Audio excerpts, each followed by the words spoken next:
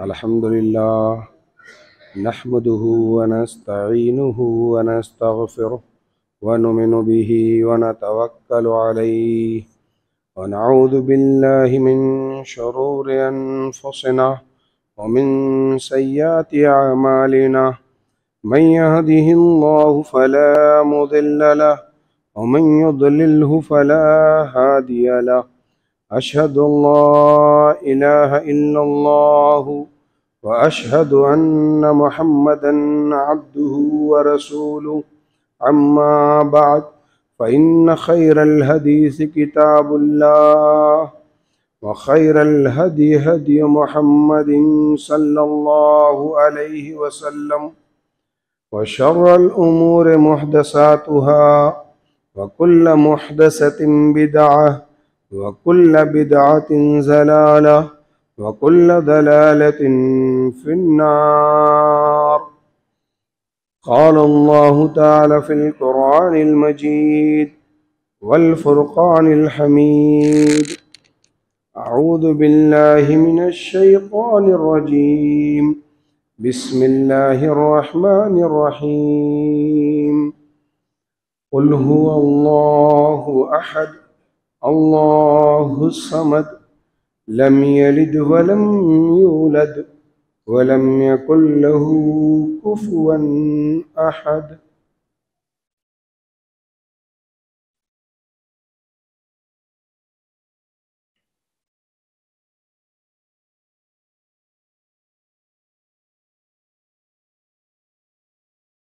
अल्हम्दुलिल्लाह नहमदुहु व नस्तईनुहु व नस्तगफिरुह व नुमिनु बिही व नतवक्कलु अलैहि व नऊज़ु बिल्लाहि मिन शुरूरि अनफुसिना व मिन सय्यिआति अअमालिना मन यहदिहिल्लाहु फला मुदिल्ल लहु व मन युद्लिल्हु फला हादिय लहु अशहदु अल्ला इलाहा इल्लल्लाहु व अशहदु अन्ना मुहम्मदन अब्दुहु व रसूलुहु अम्मा बअद फ़इन्न खैरल हदीस किताबुल्लाह व खैरल हदी हदी मुहम्मदिन सल्लल्लाहु अलैहि वसल्लम व शर्रल उमूरि मुहदसातुहा व कुल्ल मुहदसतिन बिदअह व कुल्ल बिदअतिन ज़लालह व कुल्ल दलालतिन फिन्नार। क़ाल अल्लाहु तआला फ़िल क़ुरआनिल मजीद। अऊज़ु बिल्लाहि मिनश शैतानिर रजीम। बिस्मिल्लाहिर रहमानिर रहीम। इक़रा बिस्मि रब्बिकल्लज़ी खलक़ खलक़ल इंसान मिन अलक़ इक़रा व रब्बुकल अकरम अल्लज़ी अल्लम बिल क़लम अल्लमल इंसान मा लम यअलम। वक़ाल अन्नबी सल्लल्लाहु अलैहि वसल्लम तलबुल इल्म फ़रीज़तुन अला कुल्लि मुस्लिमिन। तमाम किस्म की तारीफ़ात व तौसीफ़ात उस वहदहु ला शरीक खालिक़े कायनात मालिक अर्दो समा के लिए लायक व ज़ेबा है, जिसने हमें और आपको अशरफुल मखलूक़ात बनाकर इस रुए ज़मीन पर भेजा, और लाखों करोड़ों दरूद व सलाम हो उस हस्ती अक़दस व मुक़द्दस पर जिसका नाम नामी इसमें गिरामी जनाब मोहम्मद रसूलुल्लाह सल्लल्लाहु अलैहि वसल्लम है।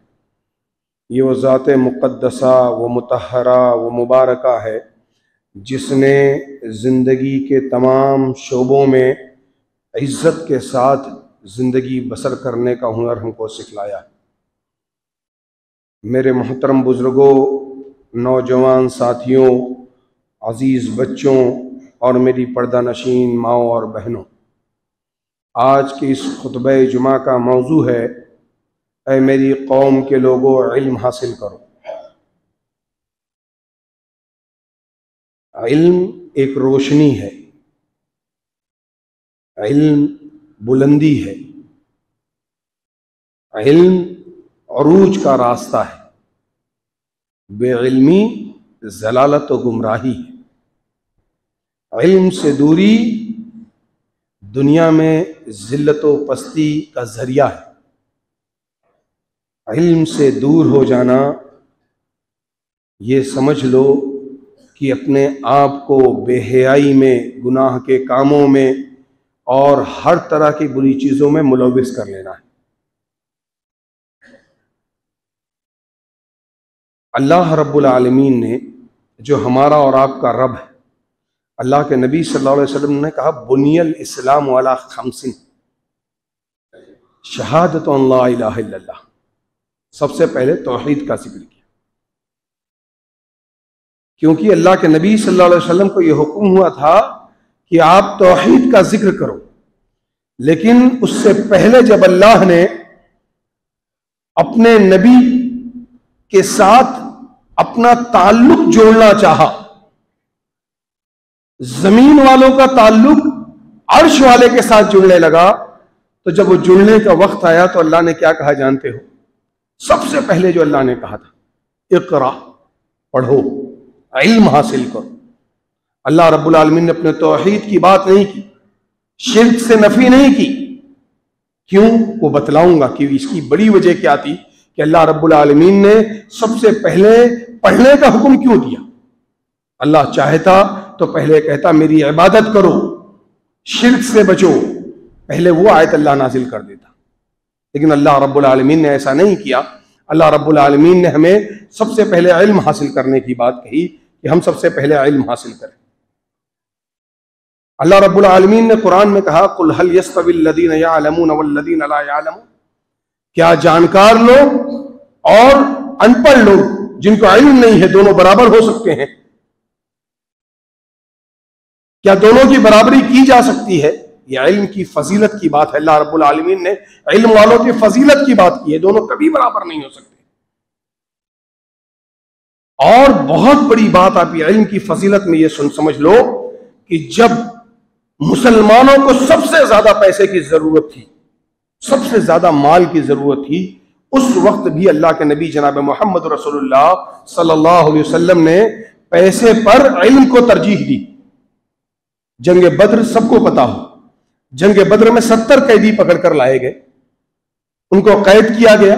अल्लाह के नबी सल्लल्लाहु अलैहि वसल्लम ने ऐलान कर दिया कि तुम में से जिनको पढ़ना लिखना आता हो हमारे बच्चों को पढ़ा दो, लिखा दो, हमारे बच्चे पढ़ना लिखना सीख जाएं, ये तुम्हारा फिदिया होगा, तुमको आजाद कर दिया जाएगा।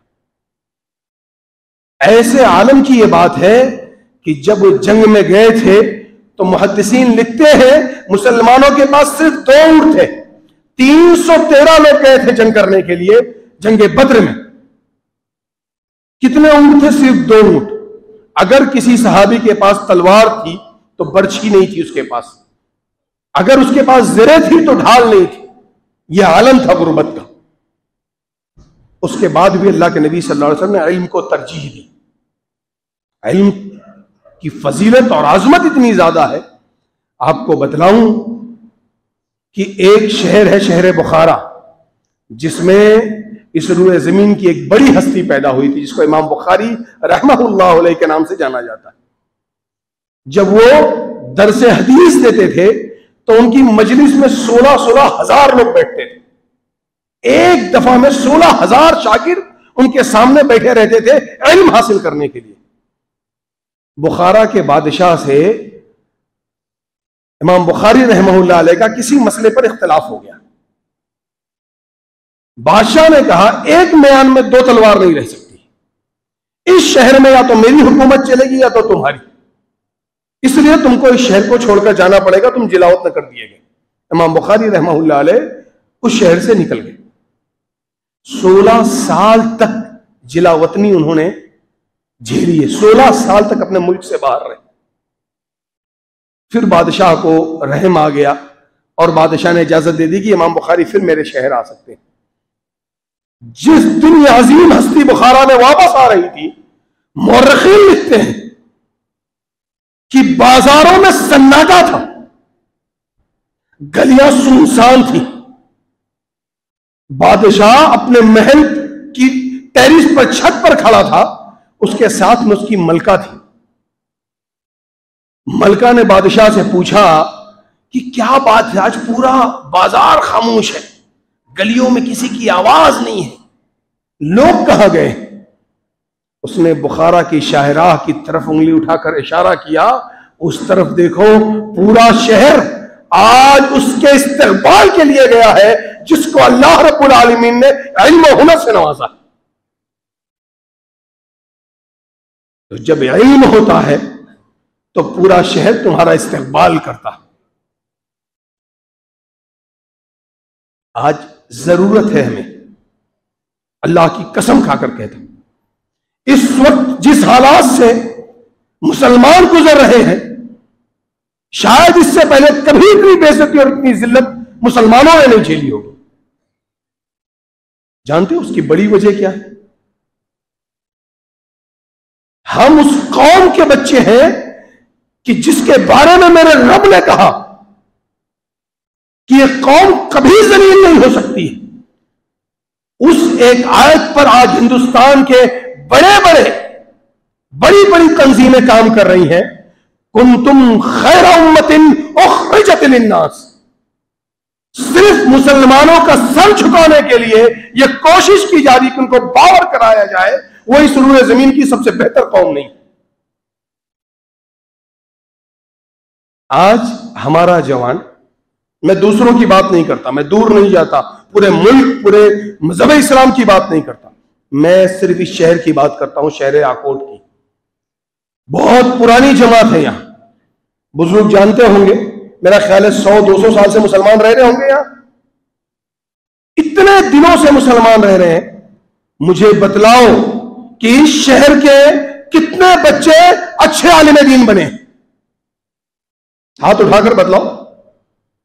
कितने ऐसे बच्चे हैं जो मुहद्दिस की राह पर चले? कौन मुफस्सिर बना? तुम्हें लगता होगा कि इल्म, दीन का इल्म हासिल करना यह दुनिया की तनुज़्ज़ुली का सबब है। मैं मान लेता हूं तुम्हारी बात थोड़ी देर के लिए, तो फिर मुझे हाथ उठाकर बतलाओ कि तुम में कितने दीनदार डॉक्टर हैं? इस शहर में, इस गांव ने कितने इंजीनियर पैदा किए? तुम कितने आईपीएस और आईएएस ऑफिसर हो? मुझे बतलाओ।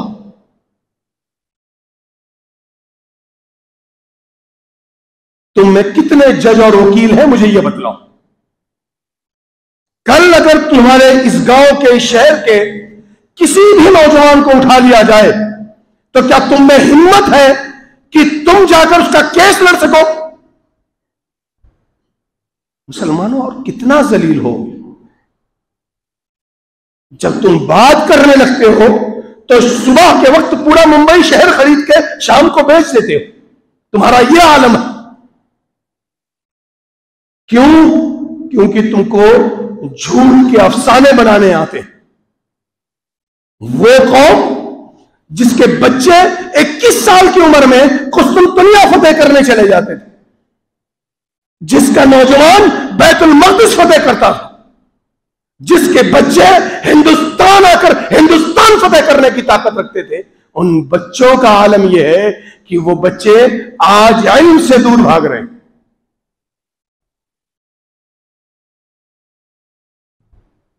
इल्म से दूरी का बड़ा नुकसान है। और इल्म हासिल करने वालों के लिए बहुत सारे, दुनिया में भी अल्लाह ने बड़ी इज्जत रखी है और आखिरत में भी अल्लाह ने बड़ी इज्जत दी। एक हदीस सुनाता हूं, अल्लाह के नबी सल्लल्लाहु अलैहि वसल्लम की एक हदीस। अल्लाह के नबी सल्लल्लाहु अलैहि वसल्लम ने कहा, इन्नल्लाह व मलाइकतुहु व अहलुस समावाति वल अर्ज़ीन हत्ता नमला फी जुहरिहा। और फी रिवायत नुखरा, एक दूसरी रिवायत में है, हत्ता नीनानिल बहर। अल्लाह रब्बुल आलमीन, फरिश्ते, आसमान में जितनी मखलूक है, जमीन में जितनी मखलूक है, यहां तक कि चूटियां अपने सुराख में, मछलियां समुंदर के अंदर, तालाबों के अंदर, उस शख्स के लिए दुआ करती हैं, अल्लाह से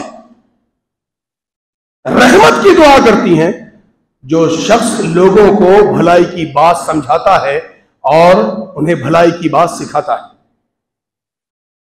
तुम कहोगे मैंने डॉक्टर का पेशा इख्तियार कर लिया, मैं कैसे भलाई सिखा सकता हूं?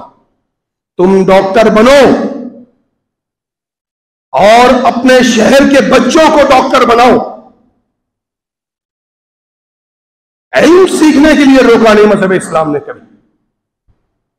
मैंने बारहा यह बात कही कि अल्लाह रब्बुल आलमीन ने जो कहा इक़रा, पढ़ो, यह नहीं कहा कि कौन सी तालीम हासिल करना है। तुम्हें डॉक्टर बनना है डॉक्टर बनो, इंजीनियर बनना है इंजीनियर बनो, तुमको एमबीए करना है एमबीए करके बिजनेसमैन बन जाओ, तुमको जो करना है वो करो।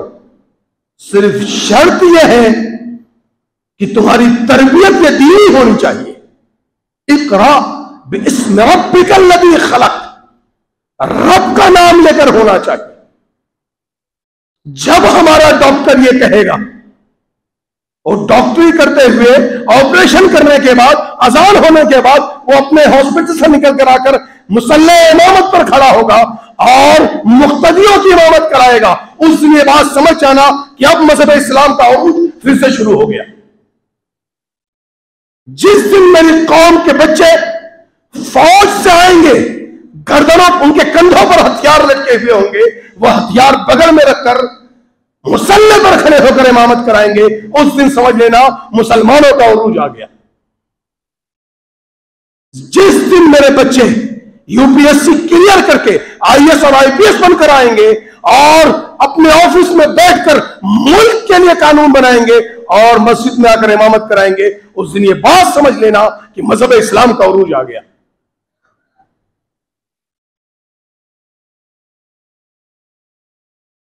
मैं बतलाऊंगा कि इल्म ना होने से क्या नुकसान होता है।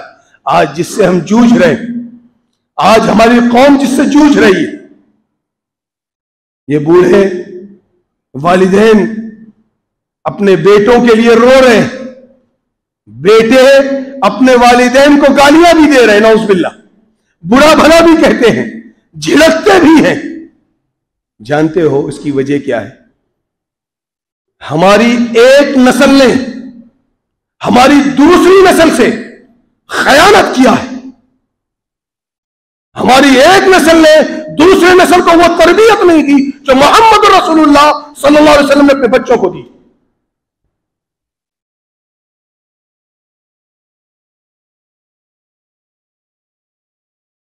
जब इंसान के पास इल्म नहीं होता है तो वो क्या करता है वो बतलाता हूं आपको। आज आप देखो, हमारे पास डॉक्टर नहीं है, बहुत कम, चंद एक डॉक्टर है, इंजीनियर नहीं है, बहुत कम, थोड़े से हैं, आईएएस आईपीएस ऑफिसर तो है ही नहीं, ना के बराबर।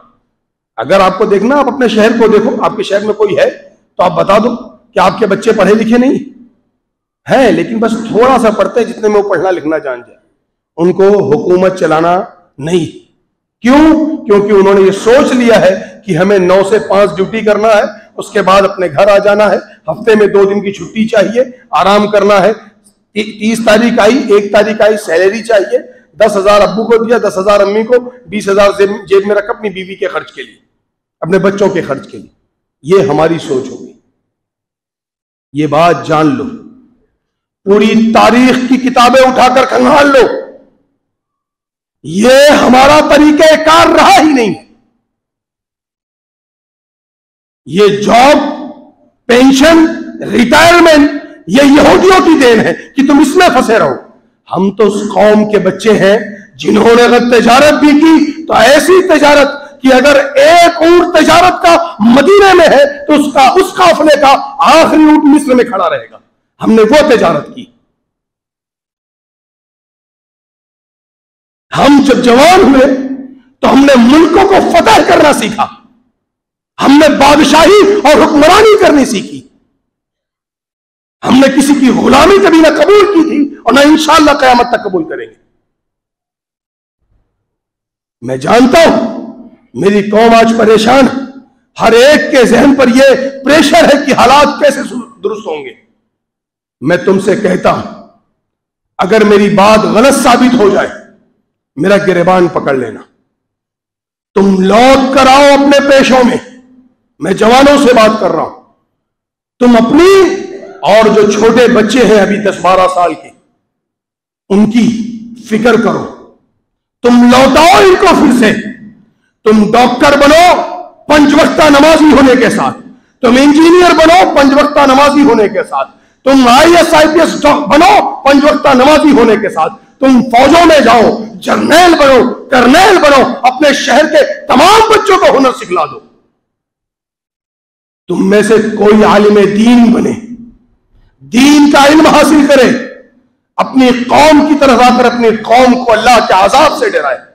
मैं ये नहीं कहता कि पूरी कौम मौलवी बन जाए, नहीं, ना मैंने ये कहा, ना अल्लाह ने ये बात कही, ना मोहम्मद रसूलुल्लाह सल्लल्लाहु अलैहि वसल्लम ने ये बात कही।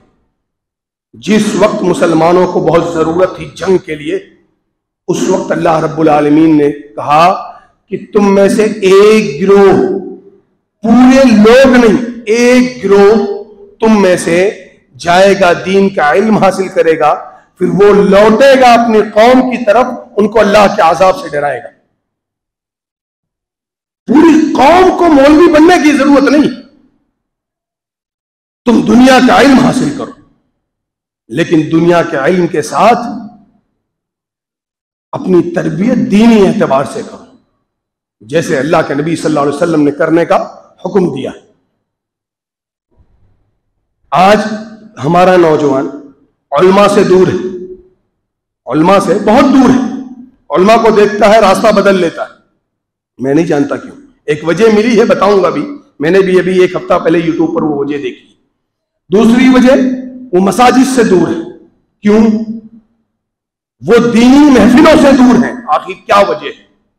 अगर कहीं नाचने का प्रोग्राम हो जाए, बाजारे गुनाह की 4 औरतें नाचने के लिए आ जाएं, हमारे कौम के जवान सबसे पहले खड़े रहते।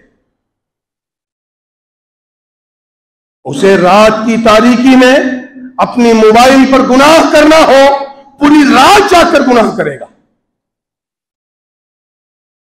कोई वजह तो होगी ना, ऐसा क्यों? एक ईसाई जो पाकिस्तान में भी मजहब इस्लाम कबूल किए हैं, बहुत पढ़े लिखे हैं, उन्होंने अपना नाम अभी अब्दुल्ला रखा है, यूट्यूब पर उनकी वीडियो है, आप देख सकते हो। उन्होंने कहा, जब मैं ईसाई था, मैं दुनिया के कई मुल्कों में गया, बड़े बड़े मुल्कों में, बड़े बड़े चर्चों में, बड़े बड़े कलीसियाओं में गया। मैंने वहां से इल्म हासिल किया कि मुसलमानों को गुमराह कैसे किया जाए, मुसलमानों के नौजवानों को गुमराह कैसे किया जाए। जब मैंने ये सारी चीजें पढ़ी, सुनी, तजुर्बात देखे, तो ये बात समझ में आई कि किसी भी तरीके से मुसलमान नौजवानों का ताल्लुक या मुसलमानों का ताल्लुक उनके उलमा से काट दो। अगर उनकी निगाहों में ये उलमा कमतर हो गए, ये दीन से दूर हो जाएंगे। आलिम कितनी भी अच्छी बात कहेगा, अरे जाने दो यार, मौलवियों का काम है ये कहना, ये आम सोच बन जाएगी लोगों की। उन्हें मसाजिद से दूर करो, उनका जो अकीदा है अल्लाह रब्बुल आलमीन पर, वो अकीदे से उनको दूर करो। उन्होंने कहा, हमने चंद लोगों को मुहैया किया, ऐसे लोगों को जो कम पढ़े लिखे थे या जाहिल थे, कुछ हिंदू, कुछ मुसलमान, कुछ ईसाई, हमने उनको पैसा दिया। उनसे कहा, तुम दाढ़ी रखो, कुर्ता पैजामा पहनो, टोपी लगाओ। उसके बाद हमने उनको लोगों में जलील किया। तो मुसलमानों को भी लगने लगा, यार ये मौलवियों को कुछ नहीं आता, ये सिर्फ बड़ी बड़ी बातें करते हैं। इस तरीके से हम करने लगे। लेकिन एक किसी मुसलमान के पास हम पहुंचे जो ताजिर मुसलमान था, हम उसके पीछे पड़ गए कि किसी हिसाब से इसको हम ईसाई बना ले जाएं। वो हमारी सब बातें सुनता, बातें करता, सब बातें मानता। उसने एक दिन मुझसे कहा कि तुम कुरान से लाकर दिखाओ, जो बात कुरान से साबित होगी मैं मान लूंगा, कुरान गलत होगा मैं तुम्हारा मजहब कबूल कर लूंगा। बोले, उस दिन मैंने कुरान पढ़ना शुरू किया। जब मैं उस आयत पर, सूरह तौबा की एक आयत है कि अल्लाह रब्बुल आलमीन ने कहा, ये अहले किताब तुमसे हसद करते हैं और तुम्हारे खिलाफ चाल चलते हैं। तो कहा, मैं जब उस आयत पर पहुंचा तो मैं हैरान हो गया। मैंने कहा, मैं आज हसद कर रहा हूं, चाल चल रहा हूं, ये 1400 साल पहले का कुरान नहीं हो सकता, ये अभी का लिखा हुआ है, इनके कुरान में तहरीफ है। बोले, मैंने वो आयत ली और मैंने रूस और दुनिया के दूसरे मुल्कों में भेजा। बोले, वहां चेक हुआ, लोगों ने चेक किया, सबने कहा हाँ ऐसा नहीं हो सकता है, ये तो मुसलमानों ने अभी लिखा है हमारी चाल को देखकर। तो जब चेक किया गया तो उसका जवाब आया कि जो पहला नुस्खा था दुनिया का, वो नुस्खा और आज के नुस्खे में, दोनों में एक लफ्ज का फर्क नहीं है। बोले, मैंने वो बात आकर अपने घर में अपनी बीवी को बताया, मेरी बीवी ने उसी दिन इस्लाम कबूल कर लिया। मैं भी मुसलमान नहीं हुआ था, अभी मैं मुसलमान नहीं हुआ था। मैं बहुत भाग दौड़ करता रहा, अपनी बीवी को समझाता रहा। बीवी ने दरवाजा बंद कर लिया, एक रूम में वो हो गई, एक रूम में बाहर की तरफ मैं रहा। उसने कहा जब ये बात साबित है कि ये कुरान सच्चा है तो ये बात जान लो कि वो रब जिसने ये कुरान नाजिल किया है उसने ये आयत हमारे लिए नाजिल की है। वो जानता है कि हम ही वो लोग हैं जो हसद करते हैं मुसलमानों से, और हम फरेब कर रहे हैं अल्लाह के साथ। इसलिए हमको इस बात से तौबा करनी पड़ेगी। वो कहते हैं अपने इंटरव्यू में कि मैंने 10 या 12 दिन के बाद मैंने भी कलमा पढ़ा और मैं इस्लाम कबूल कर लिया। तो आज कुछ लोग हमारे पास आते हैं, हमारे सादा जहनों से खेलते हैं और हमें बहकाते हैं कि जमात और जमीयत ये कोई चीज नहीं है। जमात के साथ क्यों जुड़ के रहना, अकेले काम करो, बैतुल माल खोल लो, सबकी मदद करो, अकेले दीन फैलाओ, क्यों जरूरत है किसी की? किसी की जरूरत नहीं, अकेले अकेले सब काम करो। ये जानते हो तुम्हारे इत्तेहाद को पारा पारा करने की कोशिश में। तुम्हें एक बात बतलाऊं, हैरान हो जाओगे, ये तुम्हारे साथ नहीं हो रहा है अकेले। ये मुसलमानों का लिबादा ओढ़कर, मुसलमानों जैसा चेहरा रखकर तुम्हारी जमात को बिखेरना चाहते हैं। ये पहली बार नहीं हो रहा। अगर तुम्हारे पास इल्म होता तो तुम लौटते अपनी तारीख की तरफ। हजरत अबू बकर सिद्दीक रजी अल्लाह तआला अन्हु के जमाने खिलाफत से पहले अल्लाह के नबी सल्लल्लाहु अलैहि वसल्लम का इंतकाल हो गया और मुनाफिकों ने तमाम मुसलमानों में यह बात फैला दी कि अब इस्लाम खत्म हो गया। कुछ मुसलमानों को बहकाया कि तुम कह दो हम ज़कात नहीं देंगे, कुछ मुसलमानों को बहकाया तुम कह दो कि हम जिहाद नहीं करेंगे, कुछ मुसलमानों को बहकाया कि तुम खिलाफत के दावेदार बन जाओ। बिल्कुल ऐसा ही हुआ। हजरत अबू बकर सिद्दीक रज़ी अल्लाह तआला अन्हु, अल्लाह रब्बुल आलमीन उनकी कब्र पर बेशुमार रहमतें नाजिल करे। उनको यह बात समझ में आ गई कि इस्लाम का शिराजा बिखर रहा है। उन्होंने सबसे पहले अपने साथियों को जमा किया। अब देखो कि जब शिराजा मुंतशिर होता है, इल्म हो अगर इंसान को, तो कैसे मुनज़्ज़म कर सकता है। सहाबा कराम सकीफे बनी साद में बैठे हुए थे। अंसारों ने तलवार निकाल ली कि हुकूमत हमारी होगी, खलीफा हमारा होगा, क्योंकि उनको बहकाया गया था। उनको इल्म नहीं था इस बात का कि खलीफा कौन होगा। आज हमारे इसमें भी लोग ओहदों के लिए इख्तिलाफ करते हैं, लड़ते हैं, झगड़ते हैं। वो अहल नहीं है ओहदों के, फिर भी उनको ओहदा चाहिए। मैं तुमसे कहता हूं, तुम्हें ओहदा चाहिए, ले लो ओहदा, लेकिन पहले अपने अंदर अबू बकर सिद्दीक की मतानत पैदा करके दिखलाओ। उमर फारूक जैसा जज्बा ईमानी लाकर दिखलाओ। उस्मान ज़ुन्नुरैन जैसा सखावत का कलेजा लाकर दिखलाओ। अली कर्रार की हैदरी लाकर दिखलाओ। तुम ले लो ओहदा, तुम्हें मुबारक हो ओहदा। लेकिन अगर तुम्हारे अंदर ये चीजें नहीं, अल्लाह की कसम, अल्लाह रब्बुल आलमीन क़यामत के दिन इतना सख्त हिसाब लेगा ओहदों का कि तुम जवाब नहीं दे पाओगे, क्योंकि तुमने अपने नाम के लिए, अपनी शोहरत के लिए ओहदा मांगा है, अपनी जमात को बिखेर देने के लिए ओहदा मांगा है। ऐसे ही वो वक्त हुआ था, हालात बस से बदतर हो गए थे। सहाबा कराम में इख्तलाफ हो गया। हजरत अबू बकर सिद्दीक रजी अल्लाह तआला अन्हु आए। एक नौजवान खड़ा हुआ, उसने तलवार निकाल ली। कहा अगर कोई अंसार से खिलाफत लेना चाहेगा तो उससे हमसे जंग करनी पड़ेगी। हजरत अबू बकर सिद्दीक रजी अल्लाह तआला अन्हु ने देखा जब इंसान को इल्म होता है तो वो कैसे बात करता है। उन्होंने खुतबा दिया और कहा अल अइम्मतुल कुरैश, मेरे नबी जनाब मोहम्मद रसूलुल्लाह सल्लल्लाहु अलैहि वसल्लम ने कहा, मेरे महबूब का यह फरमान है कि इमामत कुरैश में जाएगी। कुरैश का ही कोई इमामत कर सकता है, दूसरा कोई इमामत के लायक नहीं। वो सहाबा की जमात जो अल्लाह के नबी सल्लल्लाहु अलैहि वसल्लम की बातों पर जान दिया करती थी, उस जवान ने तलवार अपने नियान में रखी, दौड़ता हुआ गया हजरत अबू बकर सिद्दीक के हाथ को पकड़कर कहा, ऐ सिद्दीक अकबर, आप जिसको कह दोगे हम उसको खलीफा मानने को तैयार। हमें इस बात का इल्म नहीं था। इल्म कितना जरूरी है वो देखो।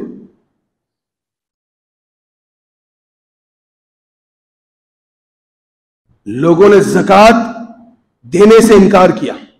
कुछ लोगों ने कहा बैतुल माल में ज़कात नहीं देंगे, हम ज़कात देंगे, बैतुल माल में नहीं देंगे। हजरत अबू बकर सिद्दीक रज़ी अल्लाह तआला अन्हु ने सहाबा किराम की सिपहसालारी में फौज तैयार की, कहा जाओ उनसे जंग करो, जिहाद करो। जिन लोगों को इसका इल्म नहीं है कि बैतुल माल में क्यों ज़कात दी जाती थी, मैं आज भी यह बात कहता हूं, जो लोग तनहा तनहा ज़कात बांटते हैं, अल्लाह की कसम उन्हें ज़कात देने का इल्म ही नहीं, उन्हें बैतुल माल का मतलब ही पता नहीं, और उनकी ज़कात कबूल हो जाए मेरे इल्म के मुताबिक मुझे उसमें शक कि उनकी ज़कात कबूल हो जाएगी नहीं। मैंने न सहाबा का दौर ऐसा देखा है, न ताबईन, न तबे ताबईन का। यह हमारे दौर में ऐसा हुआ है कि हम तनहा तनहा ज़कात देते। कहा एक रस्सी भी कोई अगर ज़कात की बैतुल माल में देता था तो उसे वो रस्सी देनी पड़ेगी। और बैतुल माल का जो फायदा था उसकी जानकारी हज़रत अबू बकर सिद्दीक रज़ी अल्लाह तआला अन्हु को थी, इसलिए जिहाद किया था मानियाने ज़कात से। वो लौटे और उन लोगों ने ज़कात दिया।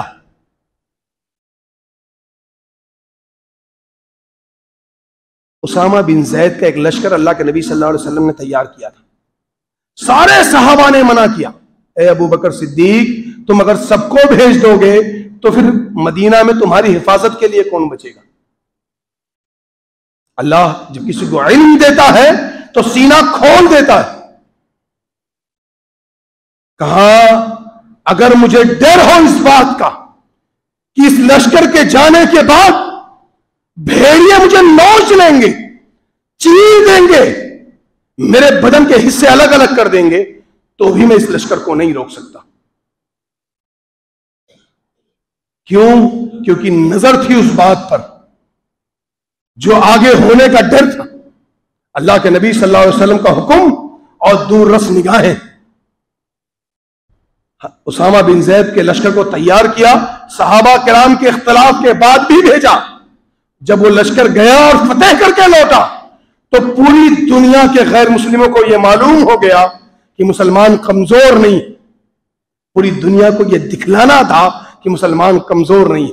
इसलिए जब किसी चीज का इल्म होता है तो इंसान दूर पर नजर रखता है, और जब इल्म नहीं होता है तो इंसान करीबी चीजों को देखकर आपस में इख्तलाफ कर बैठता है।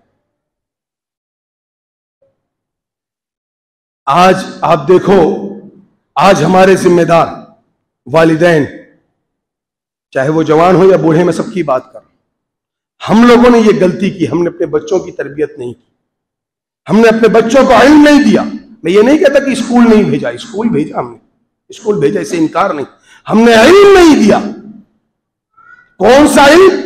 वो इल्म जिससे हमारे बच्चे हुकूमत कर सके, हुकूमत में आ सके, वो इल्म जिससे हमारे बच्चे कानून बना सके। हमने अपने बच्चों को वो इल्म नहीं दिया। क्यों? कहोगे इतना पैसा ही नहीं हमारे पास। लौटो अपने मजहब इस्लाम की इब्तिदा की तरफ। मक्का में जिन लोगों ने इस्लाम कबूल किया था उनके पास क्या था, मुझे बतलाओ। कौन जानता था कि बिलाल हबशी कौन है? किसको पता था सुहेब रूमी कौन है? दुनिया का कौन सा बादशाह उमर इब्न खत्ताब को जानता था? क्या रूम का रुस्तम मुगीरा बिन शेबा को जानता था? किसी को पता नहीं था। आम सी जिंदगी गुजारने वाले मौरखीन लिखते हैं कि डाका डालते थे, चोरियां करते थे, जना करते थे, बदकारी करते थे, काफिले लूट लिया करते थे, किसी चीज का इल्म नहीं था। लेकिन जब मेरा महबूब मक्के में आया, उसने लोगों को सिखलाया दीन किसे कहते हैं, पूरी दुनिया पर हुकूमत करने का हुनर क्या है। जब लोगों ने सीखा और जाना तो पूरी दुनिया पर उनकी हुक्मरानी हो। मौरखीन ने लिखा 24,000 मुरब्बा मील पर मुसलमान हुक्मरान थे। आज कहोगे मैं अकेले क्या कर सकता हूं, मैं अकेले क्या कर सकता हूं। सारे लोग अगर अकेले अकेले अपने सिर्फ बच्चों का ख्याल रखें, अपने बच्चों को तालीम दे। 3 बच्चे हैं, एक बच्चा तय कर ले ये मेरा बच्चा आलिम दीन बनेगा, एक बच्चा मेरा है वो डॉक्टर बनेगा, एक बच्चा IAS या IPS ऑफिसर बनेगा, कोई तय कर ले कि वकील बनेगा, कोई तय कर ले जज बनेगा। उसकी तालीम बचपन से ही वैसी दी जाए और उसका दीनी माहौल बाकी रखा जाए। मसाजिद, मदारिस, मकातिब से उसके रिश्ते ना काटे जाएं, उलमा से उसे दूर ना किया जाए। आपका बेटा जिस दिन डॉक्टर बन के आएगा, अल्लाह की कसम इतना नेक डॉक्टर होगा कि अल्लाह रब्बुल आलमीन उसके पेशे में बरकतों का नुज़ूल करेगा। हमारी ये जो हमें तकलीफ है वक्ती तौर की, जो हम मुल्क के हालात को देख रहे हैं, ये धीरे धीरे दूर हो जाए। ये वालिदैन के ताल्लुक से, सरपरस्तों के ताल्लुक से ये बात है। आज घर की औरतें आप देख लो, अगर औरत बाइम होती है तो उससे बेहतर इस रुए जमीन पर कोई चीज नहीं। जब वो बाइम होती है तो वो कितना अजीम कारनामा कर सकती है, वो एक हदीस की रूह से आपको समझाता हूं। अल्लाह के नबी सल्लल्लाहु अलैहि वसल्लम एक बार आए और उन्होंने कहा, मैंने जन्नत और जहन्नम को देखा है। जहन्नम बहुत हौलनाक है, लेकिन मैंने उसमें ज्यादातर औरतों को देखा है। एक औरत जिनको इल्म था वो खड़ी हुई और कहा, अल्लाह के नबी सल्लल्लाहु अलैहि वसल्लम, हम औरतें ही क्यों? ये पूछना जरूरी था ताकि कयामत तक की औरतों को यह बात पता चल जाए कि औरतें जहन्नम में ज्यादा क्यों होंगी। अल्लाह के नबी सल्लल्लाहु अलैहि वसल्लम ने कहा, तुकफिरन लाना व तुकफिरन आशीर, ज्यादा चुगलखोरी की वजह से, लान तान करने की वजह से और अपने शौहरों की ज्यादा नाफरमानी करने की वजह से। अगर औरत किसी की बुराई करने पे आ जाए तो उसकी 4-5 पुश्तों को कब्र से निकाल देगी बाहर। और अगर औरत भलाई करने पर आ जाए, अल्लाह की कसम तुम्हारे बच्चे वक्त के अजीम रहनुमा बन जाएंगे। इमाम मालिक को किसने इमाम मालिक बनाया? इमाम शाफई को किसने इमाम शाफई बनाया? पढ़कर देखो। इमाम बुखारी को किसने इमाम बुखारी बनाया? ये माओ का इल्म, उनका तजुर्बा, उनकी मेहनत थी कि उन्होंने जमाने को इतना अजीम रहबर दिया।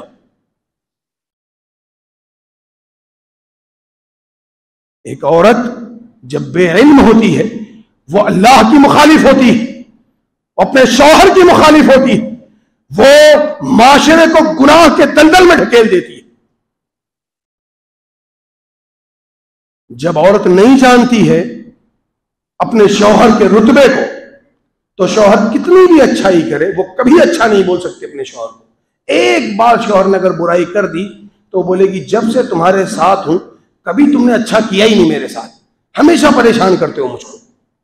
बुखारी की रवायत है, मा राई तो खैरन कत्तु, मैंने कभी आप में कोई भलाई नहीं देखी। अगर औरत बाइल्म होती है तो अपने शौहर की खिदमत कैसे करती है जानते हो? बेटियों को क्यों पढ़ाना चाहिए, क्यों दीन के करीब रखना चाहिए, क्यों दीनी मजालिस में बैठाना चाहिए, उसकी वजह बतला रहा हूं। हजरत फातिमा ज़ुहरा रजी अल्लाह तआला अन्हा का नाम सुना है? अस्मा बिन्त अबी बकर रजी अल्लाह तआला अन्हा का नाम सुना है? अपने जमाने की 2 नेक खातून, दोनों बड़े घराने से ताल्लुक रखती थी। एक जिसका बाप पूरी दुनिया का सरदार और जन्नत में सबका सरदार, जिसके बेटे जन्नती जवानों के सरदार, जो खुद जन्नती औरतों की सरदार। अपने शौहर हजरत अली रजी अल्लाह तआला अन्हु गरीब थे, उनके लिए पानी भर के लाती थी मशकीजे में, अपने हाथ से चक्की चलाती थी।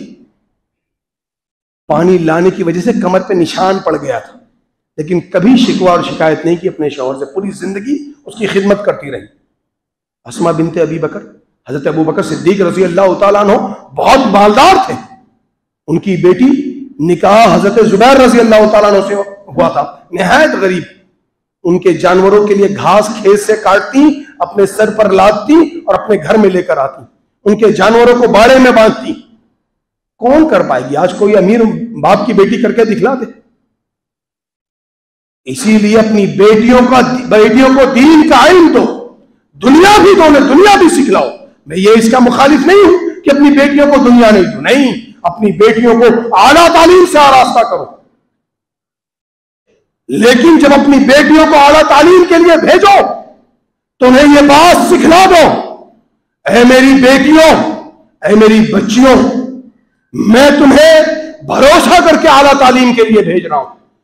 तुम अपनी हया का ख्याल रखना और अल्लाह की उस बात का लाज रखना जो अल्लाह रब्बुल आलमीन ने कुरान में कहा, अल्लाह के नबी सल्लल्लाहु अलैहि वसल्लम को मुखातब करते हुए, या अय्युहन नबी कुल लिअज़वाजिका व बनातिका व निसाइल मोमिनीना युदनीना अलैहिन्ना मिन जलाबिबिहिन, कि मेरी बेटियों पर्दा करना, हया अपनी आंखों में बाकी रहने देना। कोई गैर मुहरिम तुमसे बात करके तुम्हारे कदमों में लफ्ज़ न पैदा कर दे। और मैं ये बात अपनी बहनों को बतलाना चाहता हूं, अल्लाह की कसम, तुम में से जो मुसलमान होने के बावजूद किसी मुसलमान चेजाए की गैर मुस्लिम के साथ अफेयर कर बैठती हो, अल्लाह की कसम, न तुम्हारी यहां इज्जत है न वहां अर्श पर अल्लाह की यहां इज्जत है। अल्लाह के नबी सल्लल्लाहु अलैहि वसल्लम ने कहा, इस पूरे जमीन की सबसे बेहतरीन चीज है अल-मरअतु सालिहा, नेक औरत। औरत नेक कब होगी? जब उसे इल्म होगा कि भाई का हक क्या है, बाप का हक क्या है, माँ का हक क्या है, शौहर का मर्तबा और मकाम कितना बुलंद है। जब वो ये बात जान पाएगी तब वो एक नेक बीवी बनेगी। इसीलिए अपनी बच्चियों को दीन के करीब लाओ, अपनी औरतों को दीनी मजालिस में भेजो ताकि वो दीन को सीख सकें, इल्म को सीखें, क्योंकि बगैर इल्म के कुछ नहीं होना। और सबसे पहले मैं मुसलमानों तुमसे कहता हूं कि तुमको अकीदे का इल्म होना चाहिए, तुमको यह पता होना चाहिए कि तुम मुसलमान क्यों हो।